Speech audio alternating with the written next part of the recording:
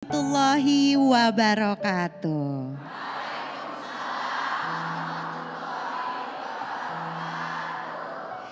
Bunda-bunda dan juga para pemirsa yang ada di Trans, dan kita kali ini bertemu lagi di kajian hati.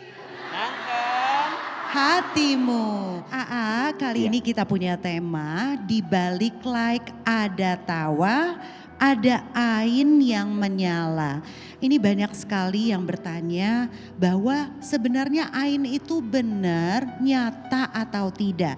Bagaimana sih kita menghindari ain dan apa yang harus dilakukan ketika kita banyak sekali mendapatkan pujian. Nah, untuk itu langsung saja kita akan dengarkan tausiah dari Ustadz Ahilman Fauzi. Mangga, A. Bunda, hati-hati dengan penilaian manusia terhadap diri kita.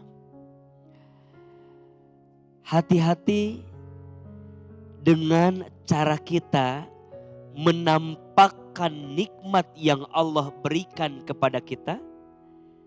Karena bisa jadi di balik nikmat yang kita tampakkan kepada orang lain ada ain yang hadir di dalamnya. Mama adalah ain. Apa itu ain? Ain itu satu penyakit yang nyata adanya, yang benar nampaknya, disebabkan karena pandangan manusia yang iri dan dengki terhadap nikmat yang kita dapatkan. Ketika seseorang sudah dihinggapi penyakit ain, bisa jadi sakit tubuhnya, bisa jadi berubah keadaan nasibnya, bisa jadi berubah penampilannya, bisa jadi hilang berkahnya, bisa jadi sempit rezekinya, bisa jadi membuat dia jatuh sejatuh-jatuhnya dan lupa kepada Allah Subhanahu wa ta'ala. Maka mohon maaf ya, kadang kita lupa bahwa tidak semua manusia menyukai kita. Betul? Akan ada saja orang yang melihat kita dengan pandangan yang berbeda. Dan disitulah kita harus menjaga hati. Kita harus menata hati bahwa tidak semua nikmat yang Allah berikan harus kita tampakkan kepada orang lain. Apalagi di media sosial. Ada yang bertanya, emang gak boleh posting nikmat dari Allah? Boleh. Tapi ingat, jangan terlalu sering.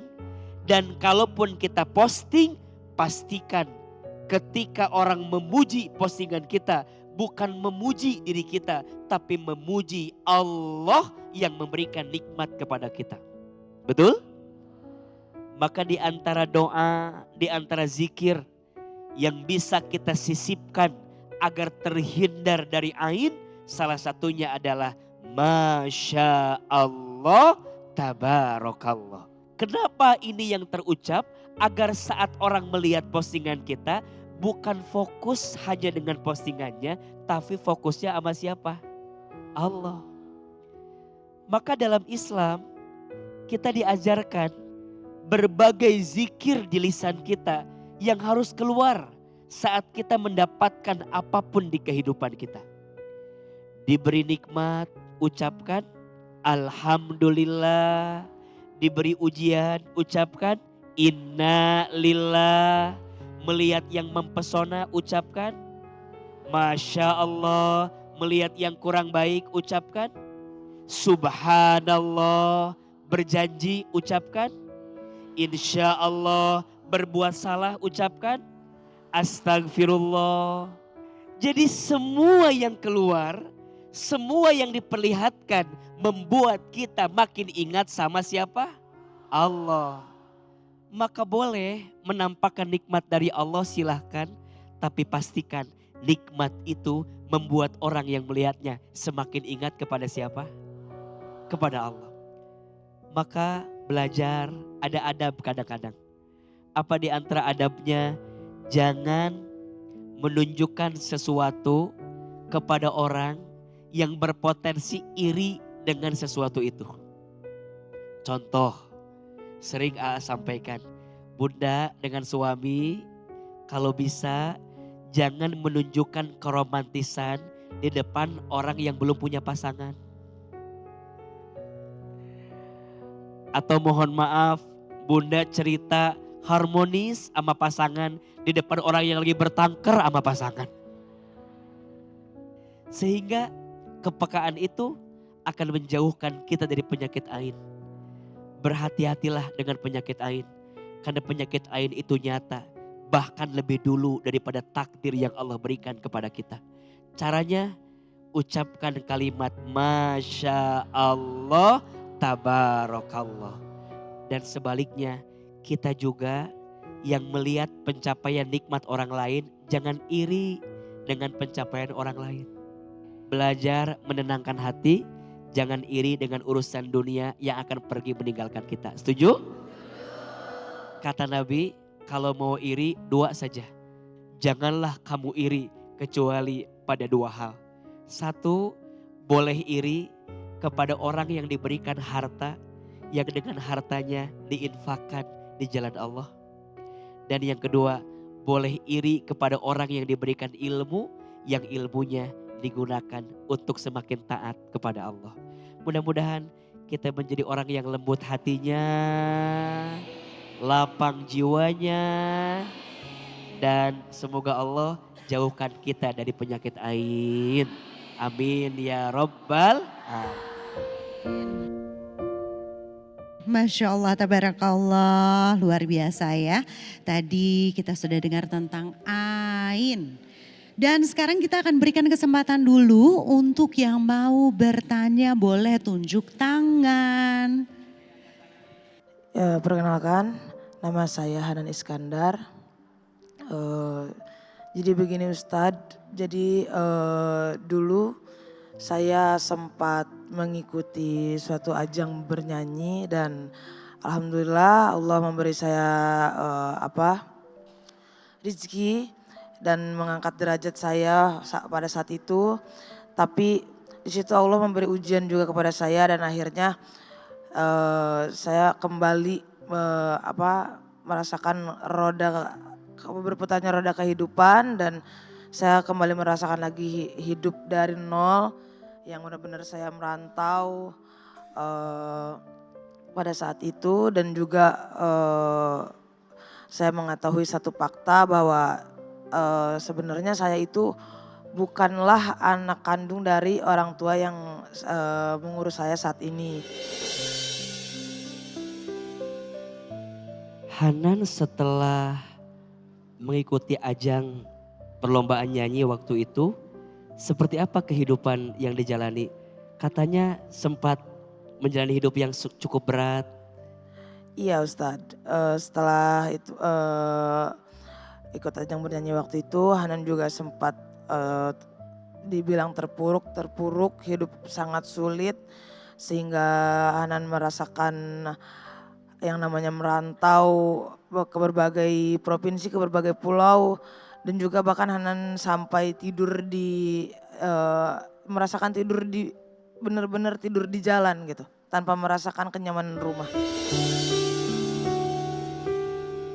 Karena orang tua saya yang sebenarnya itu berada di Yaman.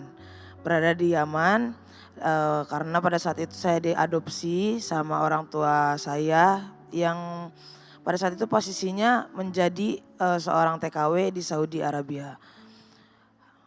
Nah pada akhirnya saya dibawa ke Indonesia dengan proses yang panjang hingga orang tua saya mengalami dipenjara atas karena kan membawa anak dari negara lain ke Indonesia. Di imigrasi ditahan sehingga kurang lebih 10 hari hingga saya bisa dibawa ke Indonesia. Hanan kalau boleh tahu hubungan dengan orang tua seperti apa saat ini? Kalau hubungan dengan orang tua saat ini alhamdulillah baik, dan alhamdulillah sebenarnya baru komunikasi lagi di bulan kemarin, dan insya Allah untuk menebus kesalahan, mungkin tidak akan tertebus, tapi untuk membayar kesalahan-kesalahan Hanan dulu, insya Allah dengan memperbaiki hubungan dengan ibu, Hanan pun di bulan depan insya Allah akan mengajak ibu umroh. Apa yang mau Hanan sampaikan kepada orang tua Hanan yang mengurus Hanan? Termasuk juga untuk orang tua mungkin yang harus memilih memisahkan Hanan dengan beliau. Kalau untuk orang tua yang sekarang, Hanan hanya bisa mengucapkan terima kasih. Mungkin Hanan gak akan bisa membalas jasa beliau yang sudah mengurus Hanan dari bayi hingga saat ini. Semoga ibu sama bapak sehat dan panjang umur dan bisa menyaksikan Hanan sukses nanti. Dan untuk orang tua yang mungkin memilih memisahkan diri dari Hanan, dimanapun kalian berada, kalian tetap orang tua Hanan. Tidak mudah melewati hidup seperti beliau, tapi bisa setegar ini dan sekuat ini luar biasa. Apa yang bikin Hanan kuat sampai titik ini? Bisa berdiri, bisa nyanyi lagi, bisa berjalan lagi. Ibu sih, yang bikin Hanan kuat ada ibu Hanan yang ngurus Hanan sampai saat ini. Apa yang Hanan lihat dari ibu? Ibu aja bisa kuat, bisa tegar, bisa berjuang demi mengurus Hanan. Jadi seburuk apapun keadaan, sesulit apapun kehidupan yang Hanan jalani, Hanan pun harus kuat demi ibu. Bagaimana tanggapan Islam mengenai Hanan yang dibilang tidak tahu jati diri Hanan, dan apakah apa yang ada di balik takdir gitu, maksudnya karena Hanan kan dengan posisi Hanan yang sekarang. Bunda, Kak Hanan terima kasih sudah bercerita di Kajian Hati.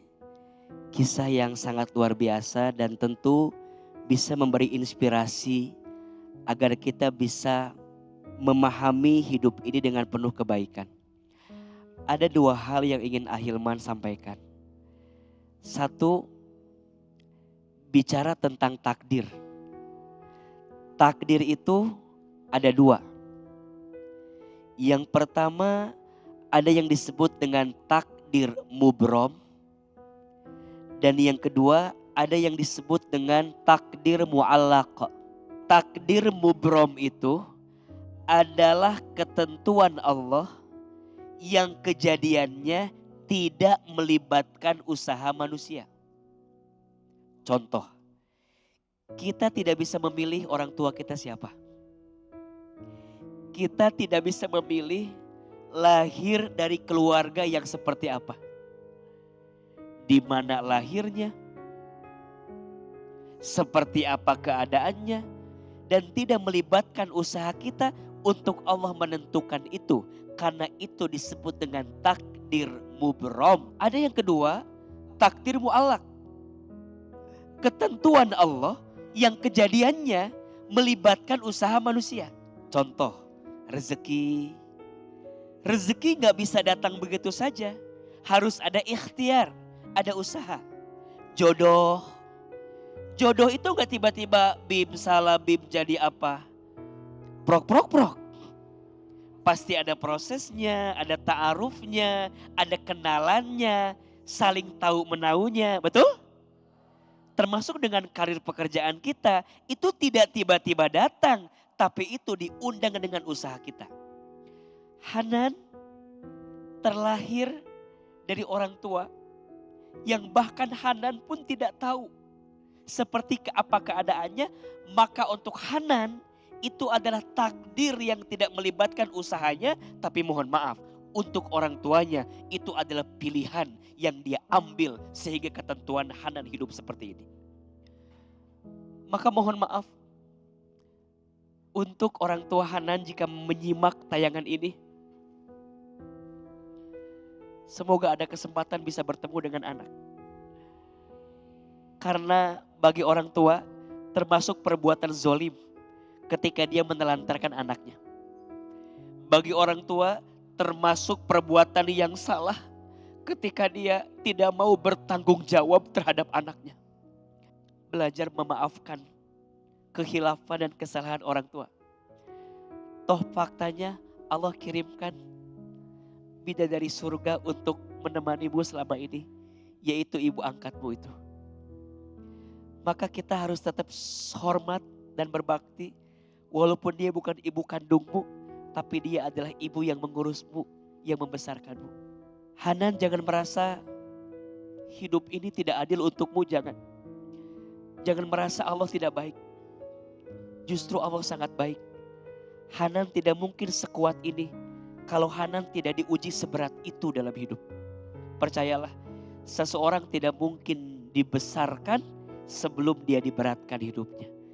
Dan kadang sesuatu yang berat itu mengajarkan kita untuk bisa lebih tumbuh dalam kebaikan. Nitip, sholatnya jangan ditinggal. Baca Quran. Jangan sampai suara emas yang Allah titipkan kepadamu tidak dipakai untuk membaca Al-Quran. Karena itulah suara yang paling Allah sukai dan Allah cintai. Selanjutnya, sibuklah dengan amal soleh.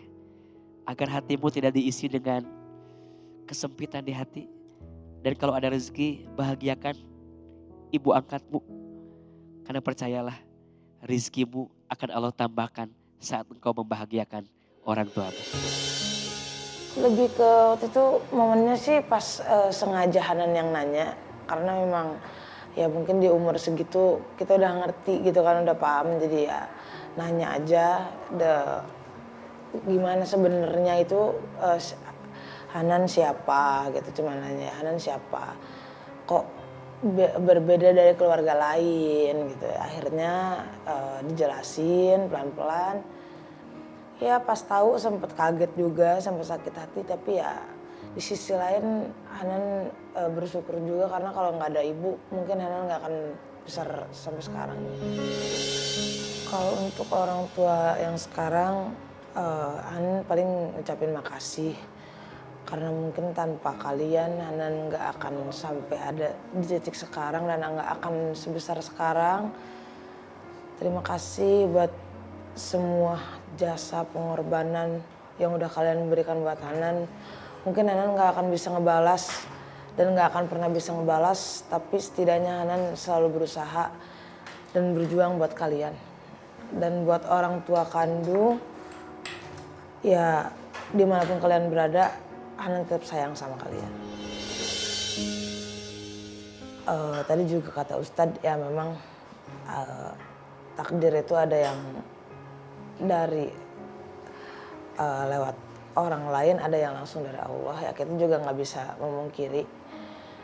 Ya kalau memang udah ini jalannya, ya udah jalanin aja. Itu sih Kak. Lebih ke nggak mau terlalu mendramatisir kehidupan sih. Kalau Hanannya orangnya nggak mau ribet.